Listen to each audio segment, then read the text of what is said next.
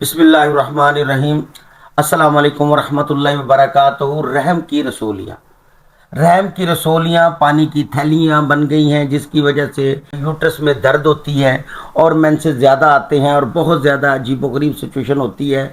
ऐसी औरतों को, ऐसी माँओं बहनों के लिए मैं इंतहाई उम्दा नुस्खा लाया हूँ उनकी खिदमत में। इंशाअल्लाहुल अज़ीज़ कैंसर की रसोलियाँ हों या गिल्टियाँ हों या पानी की थैलियाँ हों या किसी किस्म का कोई भी ऐसा मसला हो, इंशाअल्लाह अल्लाह के फजल से, अल्लाह पाक की रहमत से ये फिलफोर ठीक हो जाएगा।